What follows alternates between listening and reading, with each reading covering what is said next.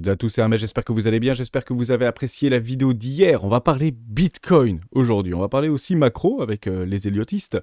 C'est intéressant, on avait fait ce travail il y a quelques mois en arrière, j'aimerais qu'on y retourne et qu'on y mette les yeux. On va parler JBTC qui est beaucoup plus fort que Bitcoin.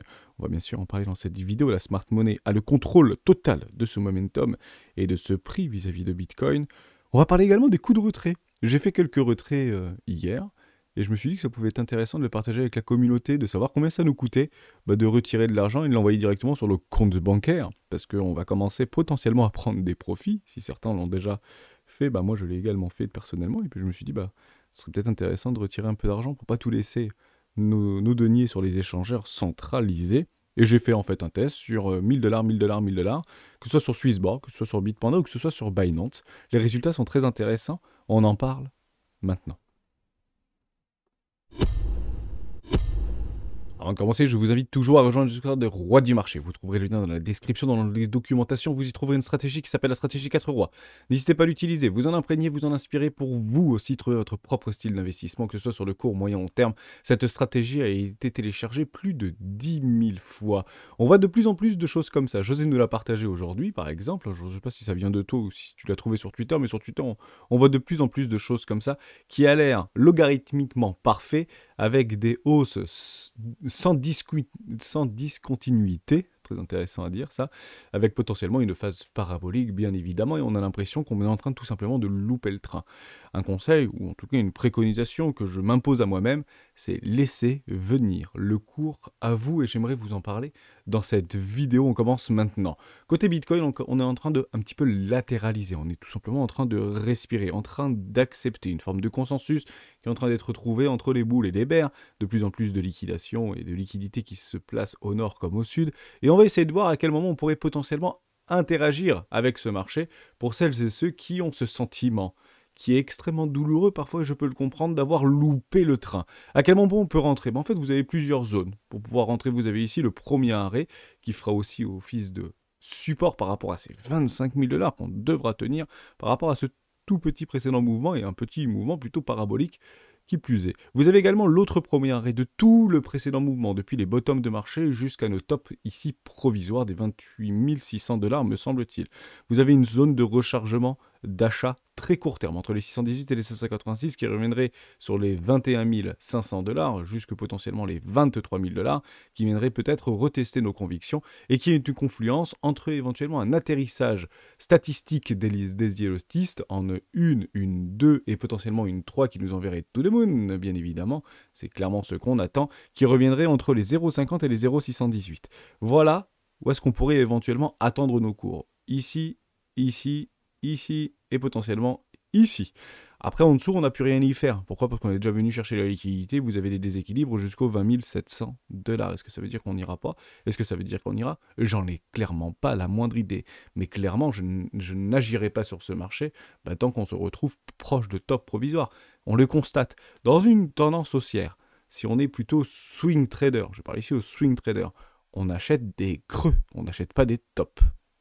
C'est très important. Trader, scalper, intraday, des traders, vous faites ce que vous voulez et vous avez en fait une compression au niveau de la volatilité. Faites attention de ne pas aller vous faire chercher vos stops si vous avez des leviers très importants, bien évidemment. Mais maintenant, si on commence à pousser ce prix-là et on continue à apprécier et à apprécier et à apprécier ce Bitcoin jusque potentiellement les 35 000 $, dès lors j'aurai exactement la même chose. Vous avez ici le premier arrêt sur les 27 586 $. Vous avez également les 0,50 ou 0,618 par rapport à un retracement de 2 avec 2 flux baissiers généralement. Donc ça ferait quelque chose comme ça potentiellement. Un premier flux, un deuxième flux, et puis après on reconsolide pour repartir, on aurait potentiellement un atterrissage d'une grande 2 par rapport au bottom de marché, etc., etc., etc. Mais si ça continue à s'apprécier, on va continuer à partir jusqu'aux 42 000 $. Je vais essayer de dézoomer un petit peu, je vais passer ici en weekly, ce sera beaucoup plus intéressant à observer, et on va aller chercher potentiellement les 42 000 $, l'objectif d'Hermès. À quel moment Hermès rachèterait potentiellement du Bitcoin? C'est extrêmement simple. Dans une zone de rechargement d'achat moyen terme, entre les 618 et les 786, donc entre les 20 800 $ et les 25 000 $. Tout porte à croire, actuellement, bien que ce soit relativement haussier, on le constate. Attendez que le cours vienne à vous. Attendez que le cours vienne à vous. Si vous achetez ici, en tant que swing trader, j'ai envie de dire, c'est émotionnel, ni plus ni moins. Donc oui, on ne serait pas très éloigné hein, si on revient là-dedans avant d'avoir fait un magnifique chassé croisé. Je le dis, je le rappelle, ma prise de swing s'est invalidée aux 26 800 $, me semble-t-il. À partir des 26 800 $, bah, c'est moins intéressant par rapport à un risque récompense, à un risque management de pouvoir interagir sur ce prix. On l'avait dit, on l'avait redit, on l'avait expliqué dans plusieurs vidéos. Bah, maintenant, c'est trop tard. Dès lors, les Waze, la smart money, vont commencer à atténuer leur rapport de liquidité sur ce marché. Bien qu'il y ait encore beaucoup d'USDT sur le côté, et qui peut bien évidemment rentrer, mais celui-ci sera très probablement effectué par rapport à du public, du retail, qui ont cette sensation d'avoir loupé le train. Voilà pour ça. On a le temps chez les rois, prenez le temps et soyez patients, évidemment. Ça, je pense que c'était extrêmement important. Et on continue avec pas Ishimoku Kinkoyo, ça on le fera ce soir. Hein, on aura d'ailleurs, je l'annoncerai, je ne sais pas si je vous l'ai dit hier me semble-t-il, on aura une libre antenne à 21 h ce soir. J'essaierai d'être présent, on avait travaillé là-dessus il y a quelques semaines en arrière, on avait fait un replay et on l'avait déposé dans les Discord, on avait travaillé sur les Fibonacci, et bien ce soir ce sera sur Ishimoku Kinkoyo, c'est pour ça que je ne vais pas en parler aujourd'hui au niveau d'Ishimoku Kinkoyo. Ce sera fait ce soir par les membres bienfaiteurs. Et la dernière fois, je crois qu'on était une quarantaine. Ils sont restés, me semble-t-il, 2h30 ou 3h. Bon, espérons que ce soit un peu moins long aujourd'hui, peut-être un petit peu plus précis. Mais c'est vrai que, je le dis, je le redis, le Discord est à votre disposition. N'hésitez pas à l'utiliser et faire de nombreux vocaux. C'est toujours très intéressant à partager avec l'ensemble de la communauté. Et je le dis, je le redis, vous avez des personnes extrêmement talentueuses qui interagissent au quotidien sur ce Discord des rois du marché. Voilà pour ça. On repart par rapport aux vagues d'Elliott. Je vais trouver ça peut-être intéressant de vous en reparler. Je sais plus où est-ce que je l'avais collé ce truc-là. Ils sont mes petites Elliotistes. Je sais plus. Je vais essayer de les retrouver. C'est ici? Non, pas du tout. C'est peut-être beaucoup plus haut finalement. Voilà, c'est ici. Formidable. En réalité, on va essayer de trouver sur les Elliotis, comme c'est beaucoup de mathématiques et de probabilités et de statistiques, de pouvoir rationaliser des investissements d'investissement ou de trade. Trade, swing trader, quels que soient les time frames visés. Je suis plutôt en weekly ou en daily sur les vagues d'Elliott, tout comme les Ishimoku Kinkoyo. Ici, vous avez un magnifique atterrissage. Si on a trouvé notre top, entre guillemets, provisoire, pour aller chercher une 1, donc ici, on aurait potentiellement une 1 et il faudrait aller chercher une 2. Et vous avez 75% de chance de se retrouver entre les 0,5 et les 0,618. Ici, entre les 20 500 ou 20 600 $ ou les 22 000 $ tout simplement. Attendez bien évidemment que le cours vienne à vous. Et on va dézoomer. Hein, puisque ça, on l'avait fait il y a très longtemps. Hein. Pour être tout à fait honnête avec vous, je ne sais pas si vous vous en souvenez, je ne l'ai pas retouché depuis. Hein. Et on va commencer à dézoomer. On se rend compte en fait que nous sommes sur une actuellement, et on est en train de travailler là-dessus, et on a peut-être trouvé les bottoms de marché définitifs sur les 15 500 $ pour aller trouver notre 2. Et puis maintenant, on est peut-être en train d'accentuer une 3. Mais si on n'a pas en fait cette 2, si finalement ces bottoms de marché ne sont pas bons, parce qu'aujourd'hui, beaucoup d'éliotistes, et je le comprends, sont boule. Beaucoup de personnes sont ultra boule. C'est pas forcément mauvais, puisqu'il y a beaucoup de signaux techniques qui nous expliquent que nous sommes boule actuellement. Nous avons des cassures d'obliques, nous avons des acceptations, nous avons des accélérations, nous avons le momentum qui est dans les mains des acheteurs actuellement, et on a encore beaucoup de vendeurs à découvert à venir tout simplement liquider. Pourquoi? Parce que beaucoup de leurs stops, très probablement, sont à break-even aujourd'hui. Donc ils seront liquidés, mais gagnants. C'est ce que je vous ai expliqué dans la vidéo d'hier. Si jamais ce ne sont pas les bottoms de marché, bah dès lors, vous prenez ceci, et vous allez tout simplement le déplacer. Voilà. On s'est dit, bah non, ici c'est pas la 2 elle finit ici sur les 9 721 $. C'est ça la réalité. Donc, ça ne veut pas dire qu'il ne faut pas ici agir sur ce marché. Ça ne veut pas dire que nous n'avons pas nécessairement les bottoms de marché. C'est juste pour vous dire qu'il faut attendre peut-être un retracement, acheter des creux, mettre en place une stratégie rationnelle d'investissement ou de swing trading pour aller chercher ce qui nous attend. Et c'est ceci que j'encadre. Voilà ce que j'encadre personnellement. Tout simplement. Alors vous l'aurez peut-être comme ça, hein, la 1. Hein. Peut-être que la 1, elle va aller chercher un premier arrêt. Généralement, c'est là où on commence à atteindre des bornes de range. Donc premier arrêt ici. D'ailleurs, on irait chercher une 2. Et ben, c'est exactement ce que je suis en train d'encadrer sur le plan qu'on s'était dit ensemble il y a maintenant plusieurs mois de cela. Et il se trouve ici, tout simplement. Une 1, une 2, potentiellement une 3. Ma question reste ouverte. Est-ce que ceux-ci sont bien les bottoms du marché? Et est-ce que ceci tiendra? Point d'interrogation. Si ça ne tient pas, bah j'ai ma petite boîte de Pandore qui se trouve à 9 800 $, me semble-t-il, jusqu'aux 13 000 ou 14 000 $. J'aurai un investissement, un nouvel investissement, voire un investissement 3 sur Bitcoin. Puisque là, je pense racheter du Bitcoin sur les 17 800 $. Ce sont des objectifs cibles, donc j'attendrai le Bitcoin venir à moi. Partez du principe qu'au 17 300 $, il y a de la smart money qui s'est positionnée. On a vu par rapport à on-chain sur Glassnode, qui avait 8% du supply de Bitcoin qui avait été échangé sur les 17 000, entre les 17 000 et 18 000 $. Donc très clairement, je sais qu'il y a des whales ici, et c'est pas des petits whales, on avait souvent parlé dans les rues du Bitcoin. Partez du principe qu'il faut qu'ils défendent leur entrée, et je me positionnerai avec leur défense, si vous voulez. Je serai un archer, peut-être moins capitalisé, mais je serai derrière, et je me dirai, on est revenu chercher vos prix, défendez-les, puis moi je me mets avec vous, et on verra bien si ça tient. Si ça ne tient pas, c'est pas grave, c'est une opportunité, et ça ira plus bas, et j'aurai toujours du capital pour aller chercher les 12 000 $. On ne connaît pas l'avenir. L'avenir est périlleux, on a peur actuellement, même si on tente de retrouver la confiance, et notamment du secteur bancaire, et on va d'ailleurs en parler dans cette vidéo. Ça, c'était la troisième chose que je voulais vous dire. Quatrième chose, et je pense que c'est capital, c'est GBTC. GBTC qui nous propose un magnifique rallye haussier. Depuis les bottoms de marché au niveau de GBTC, avec des magnifiques structures, elles sont relativement jolies ces structures, croyez-moi, vous avez pris 116%, 117% sur GBTC. Oui, il avait beaucoup de retard, il s'est fait malmener. On a un ratio de 1 pour 1000 sur GBTC, donc si vous voyez 16 ici, ça correspond à peu près à 16 000 $, si vous voulez, sur la réelle valeur de Bitcoin. Donc vous avez un discount à peu près de 30% encore actuellement sur GBTC vis-à-vis de Bitcoin. Mais vis-à-vis de Bitcoin, si on le reprend, a pumpé depuis les bottoms de marché de 84%.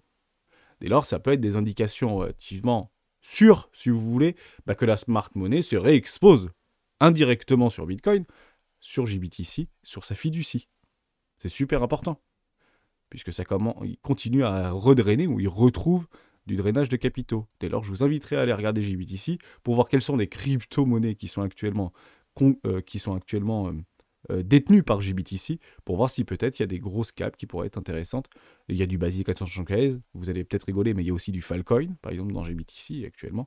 Ils en ont, donc est-ce que certains investisseurs institutionnels, family office, smart money, big whales, big boy, tout ce que vous voulez, va peut-être à un moment donné, quand ils vont voir au niveau de la dominance de Bitcoin, on a d'ailleurs fait une vidéo là-dessus hier, par rapport à des hauts de plateau, si vous voulez, ou à des résistances vis-à-vis de la dominance de Bitcoin, est-ce que ces gens-là ne vont pas en fait déverser leur Bitcoin pour les vendre et les arbitrer sur des tokens qui auront beaucoup moins performé? L'objectif, qu'est-ce que c'est? C'est toujours la même chose, c'est de surperformer le marché. Donc très intéressant à observer, c'est un indicateur supplémentaire, très psychologique bien évidemment, pour nous expliquer et nous montrer qu'actuellement la smart money se porte et reporte un certain intérêt vis-à-vis de Bitcoin, en tout cas de spéculer vis-à-vis de Bitcoin.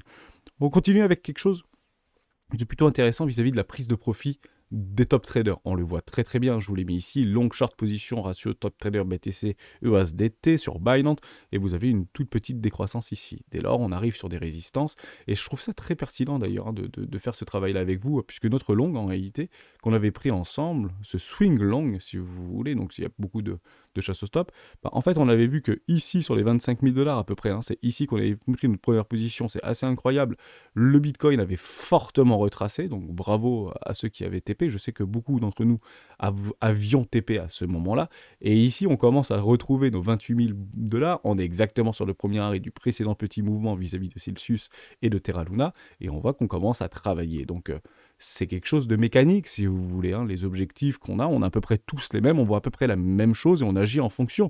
Et on voit que il y a des gens qui prennent bien évidemment des profits, et je l'ai fait personnellement ce week-end.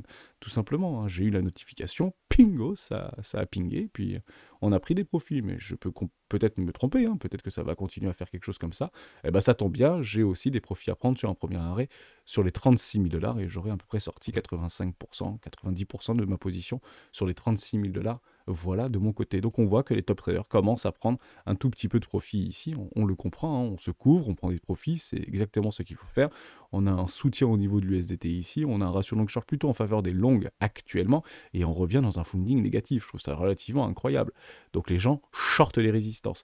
En fait, partez du principe, si vous voulez avoir une image assez concrète de ce qu'on est en train d'observer, on est en train de shorter une gare TGV, si vous voulez. Donc le Bitcoin va chercher en fait des objectifs, et ici, il est arrivé en gare, si vous voulez, le TGV. Et quand il va repartir, ça va être difficile de se mettre devant. Soyez très vigilants par rapport à ça. Alors bien sûr, on peut prendre le train inverse. C'est pas complètement impossible. On a des objectifs et on attendra que le cours vienne à nous. Tous les creux seront ici considérés comme des opportunités d'achat. La grande majorité des gens ne FOMO pas. C'est pas vrai. Ils attendent des retours. C'est pour ça qu'en fait, on a du mal à voir, en fait. Et on a l'impression que ça commence à galérer, qu'on est en train de diverger. Bah, c'est normal. On a de moins de force acheteuse et que font les acheteurs? Bah, ils attendent tout simplement les creux. La question à savoir, c'est est-ce que ces creux tiennent? Oui ou non? Est-ce qu'ils seront invalidés? Oui ou non. On a eu quasiment une invalidation ici sur les 20 000 $. Et si on vient chercher les 20 000 $, ça invalide mon plan. Je pense que ça a invalidé le plan de beaucoup de personnes. Ça ne veut pas dire que je suis sorti, hein, mais c'était quand même cataclysmique il y a encore 15 jours en arrière. Bah, ça a bien tenu, et puis il n'y a plus personne dans ce train. Enfin, personne n'a pris ça. La grande majorité des personnes qui ont vu ça bah, sont en train de se positionner très probablement là-dedans. Donc on devra bien évidemment les sortir. On peut les sortir maintenant, comme les sortir un peu plus tard. Hein. Soyez complètement convaincus par rapport à ça. Voilà pour ça. Attendez bien que le cours vienne à vous. Je fais ma petite bifurcation, parce que je n'avais pas envie d'oublier, par rapport aux frais de retrait. Je vous ai fait ce petit travail-là, donc je vous ai travaillé un petit tableau Excel. Au niveau de la conversion euro-dollar, enfin dollar-euro, je l'ai pris sur Google, vous l'avez sur Fortuneo, vous l'avez sur Boursorama, vous l'avez partout.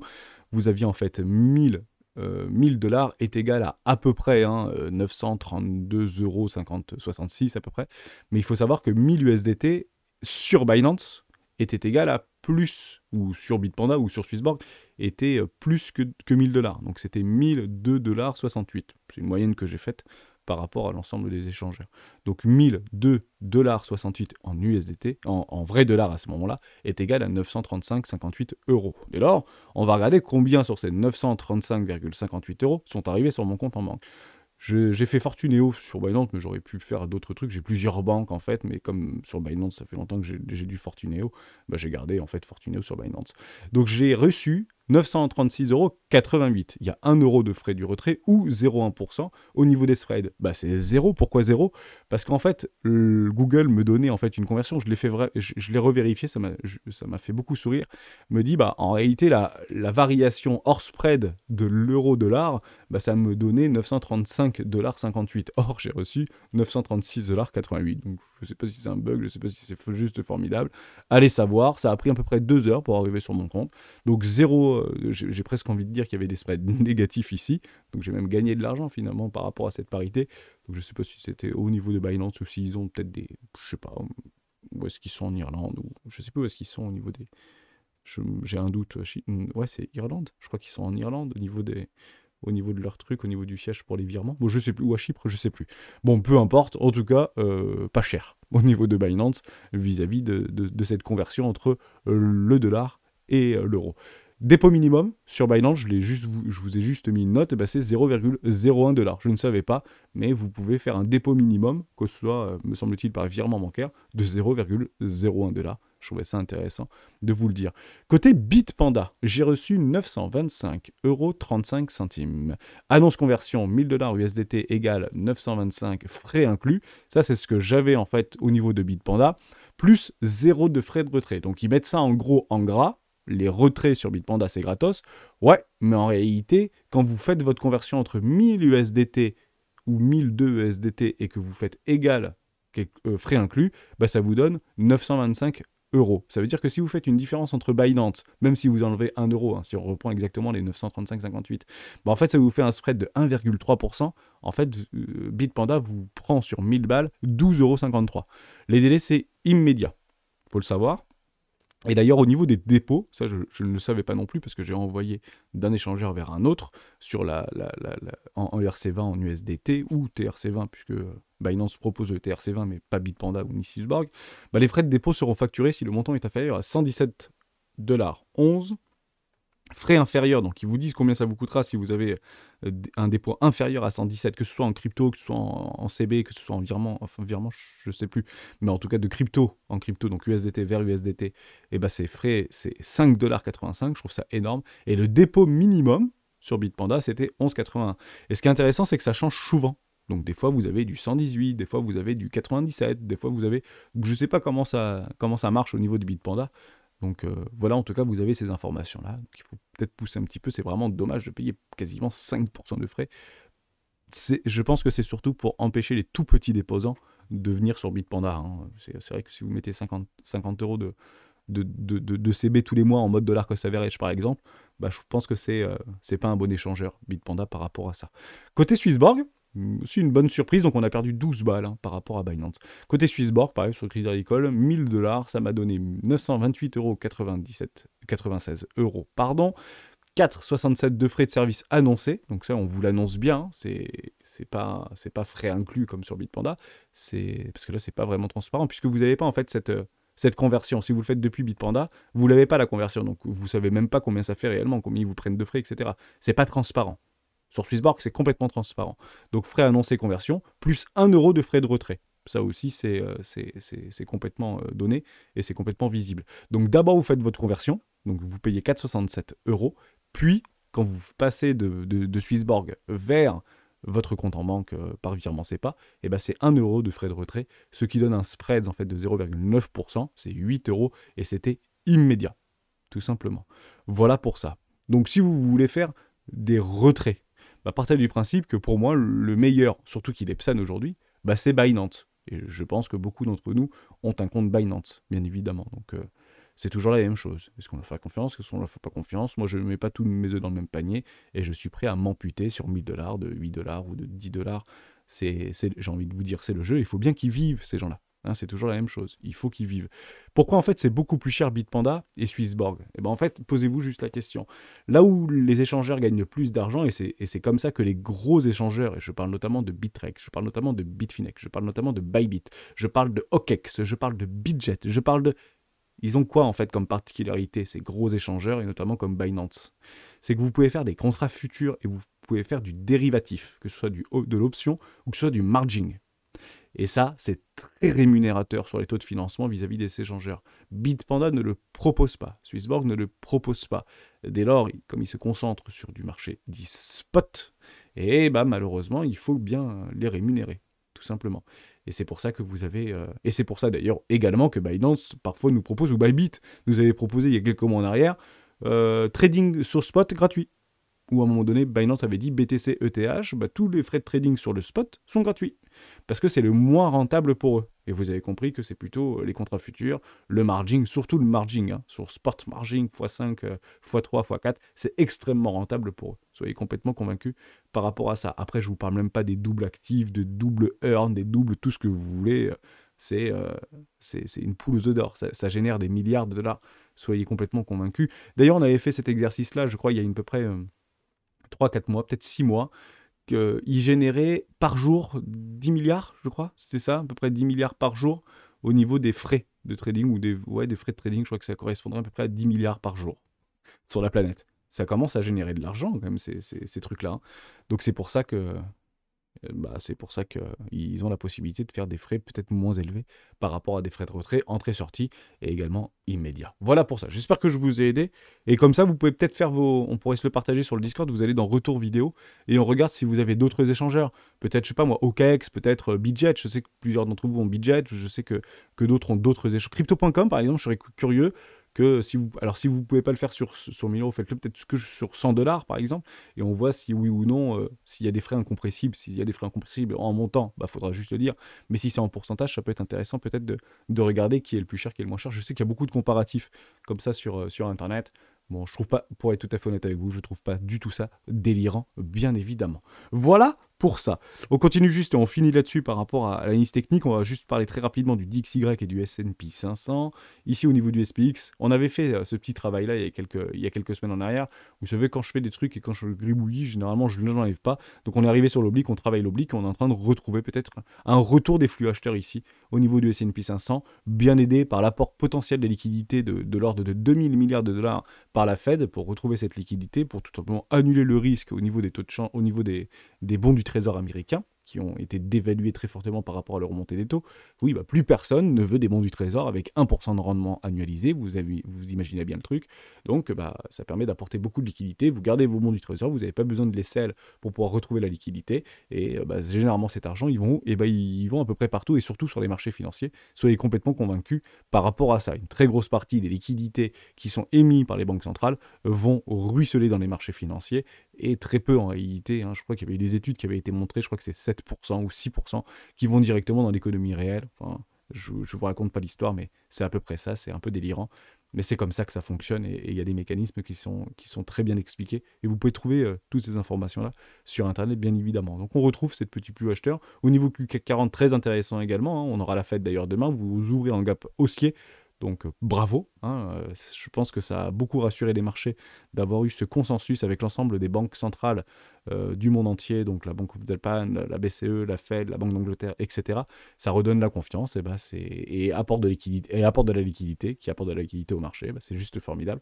Ça permet de pouvoir acheter et continuer à acheter des actions. C'est très intéressant à observer. Vous avez le DXY qui devrait probablement en pâtir un petit peu. Hein, il faut bien sûr le comprendre. Plus vous imprimez de l'argent, généralement, c'est pas très très bon pour le dollar.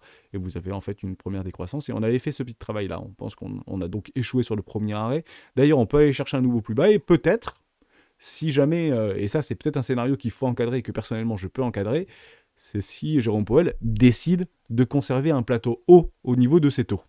Et c'est clairement ce qu'on pourrait observer au niveau du dollar. Voilà, tout simplement. Donc il y aura aussi d'autres mécanismes qui feront que oui ou non ça va continuer à augmenter, mais c'est pas quelque chose qu'il faut exclure.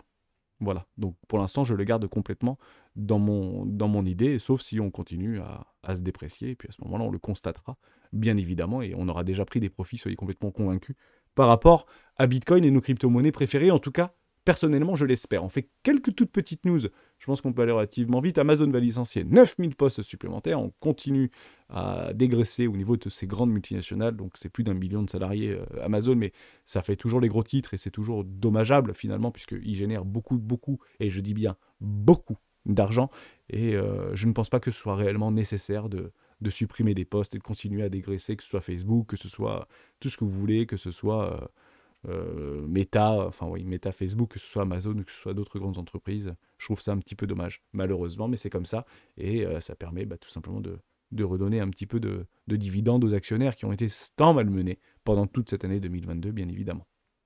Les banques américaines prêtes à financer une garantie des dépôts illimitée pour rétablir la confiance. Ça, c'est assez incroyable. Je ne pense pas que ce soit réellement utile et je vais vous expliquer pourquoi.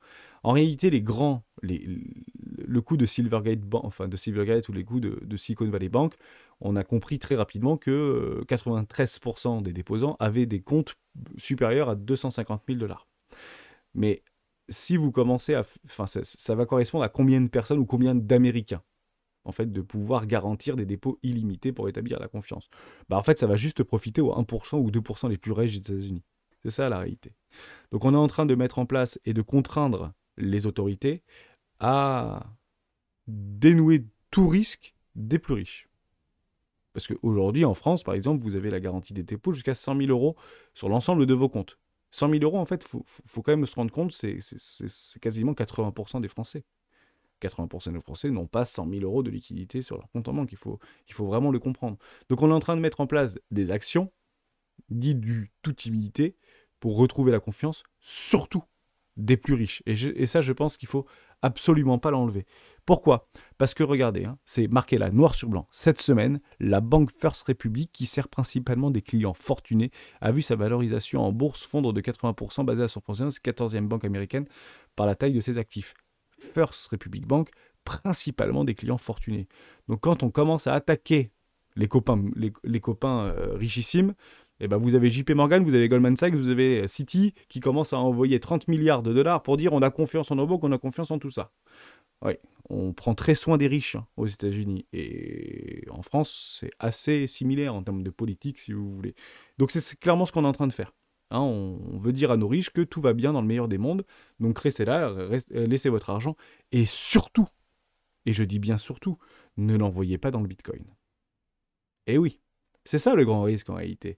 C'est pas qu'il y ait nos voisins du coin ou notre cousin ou notre grand-père qui veut investir un petit peu dans la crypto-monnaie dans l'Ethereum. La grande peur en réalité de ces nations, c'est de voir les super riches se détourner du système et d'aller dans des systèmes dits alternatifs. La question, est-ce que les riches choisissent Bitcoin ? C'est très probablement ce qu'on est en train d'observer actuellement. Ne nous trompons pas. Peut-être qu'on est en train de mettre en place un tapis d'or ou un tapis rouge pour les grandes fortunes de ce monde pour investir dans Bitcoin. Partez du principe qu'ils sont au fait de ces nouvelles technologies. Même qu'ils y croient ou qu'ils y croient pas, on peut écouter Warren Buffett, mais ils sont au fait, et c'est très facile pour eux, de pouvoir éventuellement se détourner du système pour pouvoir protéger finalement leur fortune. L'objectif d'une personne riche, c'est pas nécessairement d'être encore plus riche, c'est surtout et d'abord et avant tout de le rester. Ça, c'est très important. Et vous voyez en fait comment ça se passe au niveau de GBTC. Pourquoi GBTC propulse au niveau de sa fiducie?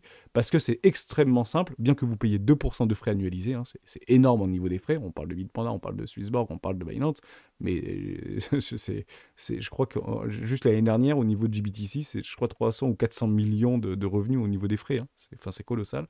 Et ben, les gens sont d'accord pour payer 2% de frais annualisés. Et évidemment qu'ils sont d'accord pour payer ça, pour pouvoir conserver leur fortune, et ils ont choisi Bitcoin, on est très heureux de l'observer. Je pense qu'il y a probablement une forme de paradigme qui est en train de changer, notamment au niveau des plus riches. Eh oui, sachez-le ou non, vous avez 60 millions de millionnaires dans le monde. Il n'y a que 21 millions de bitcoins sur cette planète qui ne sera jamais minée, bien évidemment. Enfin, au plus miné 21 millions de bitcoins d'ici 2144. La Fed sauve les banques régionales. La BNS à la rescousse de Crédit Suisse. La débâcle bancaire aux États-Unis, comme en Europe, a vite effacé la Banque centrale. La Fed pourrait injecter jusqu'à 2000 milliards dans le système pendant que la BNS a fourni 50 milliards de liquidités du Crédit Suisse. Donc, amis suisses, vous avez compris un petit peu ce tour de passe-passe, bien évidemment, par rapport à une aide publique sans précédent qui a été déguisée en rachat privé. Ça a été complètement déguisé, mais enfin, je sais qu'il y a beaucoup de membres suisses sur ce Discord. Ils ont très bien compris que c'était une décision politique et c'est de l'investissement dit public, notamment au niveau des provisions qui ont été proposées. Je crois que ça a été 6 ou 12 milliards de dollars de provisions garanties par la BNS, me semble-t-il. Mais non, il n'y a pas du tout d'ingérence au niveau de l'État. Non, c'est que du privé, c'est que UBS, il n'y a pas de problème. Non, c'est 10% UBS et c'est 90% l'État suisse qui est derrière cette situation, en tout cas par rapport au Crédit Suisse. Soyez-en sortants, et je sais que vous le savez, parce que ça a beaucoup tourné aujourd'hui, malheureusement, enfin, ou heureusement, j'ai envie de vous dire, par rapport à tous les réseaux sociaux et toutes les données qu'on peut avoir et qu'on peut recouper, c'est assez facile de démontrer le vrai du faux. Et ce sera, je pense, ça ira toujours plus loin. Bien évidemment, il y a des fake news et tout ça, mais c'est clairement politique, évidemment. Mais ces 2000 milliards, parce que je voulais juste vous remettre dans le contexte, c'est quelque chose qui est presque normal aux États-Unis. Ici, vous aviez en fait, il n'y a pas si longtemps que ça, c'était le 31 mars 2021, la première phase de son programme Build Back Better, reconstruire mieux, porté sur des investissements qui seraient établis sur 8 ans et financés par des hausses de l'impôt de 21 à 28%. Donc, on l'avait déjà vu ensemble par rapport à cette augmentation, notamment sur Bitcoin, sur les cryptos, etc. Bah oui, l'objectif c'est de financer ces projets, Biden, ne nous y trompons pas. Et les États-Unis de Joe Biden vont investir 2000 milliards de dollars dans les infrastructures. Vous voyez, 2000 milliards, et on retrouve les fameux 2000 milliards. Vous avez également ça au niveau de l'IRA. Donc ces 2000 milliards se sont transformés en quoi? C'est ça qui est intéressant. C'est l'IRA, c'est le plan de Biden pour avoir une marée de projets industriels aux États-Unis. Donc c'est super génial, l'Inflation Reduction Act avec les énergies vertes. On va réindustrialiser le pays, on va créer des usines formidables au niveau des des puces électroniques, etc. Donc, et les circuits imprimés, ça va être juste incroyable. On va pouvoir redonner tous les standards au peuple américain et à la grande Amérique pour contrer l'expansion chinoise, etc. Et ces subventions font grincer les Européens qui engendrent les Américains les 370 à 400 milliards de dollars de crédits d'impôt pré-bonifiés, aide des industriels prévues dans l'inflation. Grosso modo, les 2000 milliards sont transformés à 370-400 milliards. Voilà, c'est juste pour l'information. L'Europe présente sa riposte par l'inflation internationale. Tout ça, c'est quasiment du copier-coller. On ne va pas faire un débat là-dessus politique, mais c'est clairement du copier-coller. Juste les observateurs regrettent cependant l'aspect non contraignant du texte. Ça veut dire quoi? Ça veut dire que tous ces trucs-là, qui paraissent green, qui paraissent écolo, qui paraissent tout ce que vous voulez, je vous parie une bouteille de champagne que dans 2 ans on en reparle, et que les principaux bénéficiaires de ces politiques green, écolo, énergie renouvelable, etc., seront les principales pétrolières, que ce soit aux États-Unis avec Exxon, etc. Et en France, ce sera principalement Total. Voilà. Je fais à peu près le tour du truc. Mais en fait, ceux qui vont le plus profiter de ces réductions d'impôts, de ces crédits d'impôts, de ces financements publics, de ces grands emprunts, de tout ce que vous voulez, c'est, je pense qu'il y en a 7 qui feront partie du top 10 des plus grands pollueurs de ce monde, que ce soit en Europe ou que ce soit aux États-Unis. Malheureusement, c'est comme ça que ça fonctionne, parce qu'ils sont déjà prêts, ils savent exactement voilà. Pourquoi? Parce qu'il y a des vrais lobbyistes, en fait, qui font ces lois-là, tout simplement, et qui passent leur temps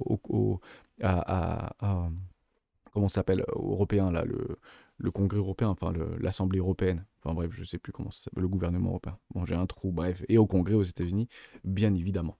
Concernant d'autres petites news, et on finira juste là-dessus, parce que c'est encore une fois quelque chose qui était déjà annoncé il y a encore très longtemps en arrière. Ça, on revient ici en mars 2020, le mercredi 25 mars 2020, et on retrouve ces fameuses mesures de la Fed de 2000 milliards qui a été validée par le Congrès. La Fed a annoncé qu'elle achèterait des actifs sans limite pendant que les Congrès valideraient un accord de 2000 milliards de dollars pour soutenir l'économie. Ces historiques ne sont pas sans conséquences et pas forcément très positifs.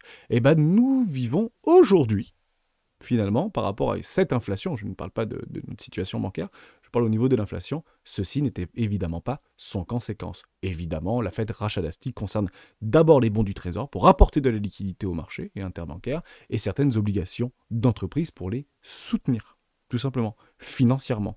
Et généralement, les grosses entreprises. Quand vous êtes une PME, c'est difficile d'émettre des obligations de PME, bien évidemment. Donc voilà, les fameux 2000 milliards qui sont comme une forme de résonance assez cyclique, c'est à peu près tous les ans, on nous pompe 2000 milliards par 2000 milliards par 2000 milliards par 2000 milliards. On multiplie par 10 et je vous laisse vous donner en gros le bilan de la Fed. Je pense qu'on sera pas très loin d'ici 2028 à 20 000 milliards de dollars au niveau du bilan de la Fed. Je pense que ça ira plus vite, plus fort et plus loin, tout simplement. Je finis juste là-dessus. Parce que des fois, il faut remettre l'église au milieu du village. Le FMI pointe un risque paradoxal de choc de liquidité en dollars. Et en fait, c'est sorti et publié le 13 octobre 2022. Et on est juste en train de vivre aujourd'hui exactement ce qui a été donné par cet article-là. Donc c'est l'AGFI. Vous mettez le FMI pointe un risque paradoxal. Je vous laisse, je vous invite très fort, c'est très rapide à lire. Et en fait, tout ce qui est en train de se passer actuellement, bah, c'est dans le texte qui fait à peu près 800 mots. Tout simplement, donc ils avaient quelques mois d'avance. Donc bravo à vous, hein. Et c'était pas si évident, mais le FMI l'avait vu venir, celle-là, en tout cas. J'ai pas plus de choses à dire.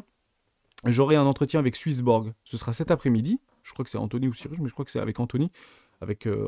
On avait déjà d'ailleurs fait une vidéo il y a quelques mois en arrière. Vous pouvez la retrouver sur la chaîne YouTube des Rois du Bitcoin. Si vous avez des questions à donner à Swissborg, donc on parlera, on ne fera pas un grand point, mais on va parler risque, on va parler actualité, on va parler risque bancaire, on va parler, parce qu'en plus ils sont en Suisse, donc ça peut être intéressant éventuellement de parler un petit peu d'actualité. On va parler de plein de choses. Si vous avez la moindre question, vous pouvez la mettre directement dans les commentaires de cette vidéo et je me ferai un plaisir de les sélectionner, de les regrouper et de lui poser tout à l'heure lors de notre entretien. J'essaierai de vous faire la vidéo pour demain ou jeudi au plus tard par rapport à Swissborg.